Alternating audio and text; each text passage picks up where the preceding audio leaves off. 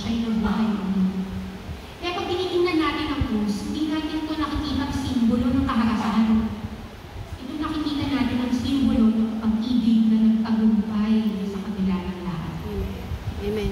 Pero ang ending din ito, sana hindi lang kalayaan na nabibigay ng pag-ibig ay pang sarili lamang. Sana, ang mensahe ng Easter later on, ang mensahe ng krus sa atin ay sa ating pagpili bilang alagad ni Kristo.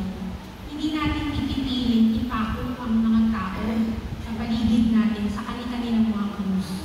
Bagkus, katulad ng ginawa ni Simon, ni Cyrene, na tumulong magbuhat ng krus,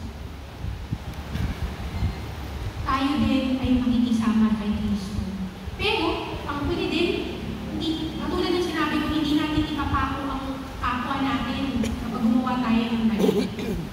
Baka ang impetasyon sa atin ng kaharian ng Diyos ay isa-isa natin ibaba sa krus ang ating kapwa para wala nang nakapako. Wala nang nakapako sa sakit ng puso, sa kahirapan, sa kawalan ng justisya. Lahat tayo nakababa sa ating mga krus, malaya.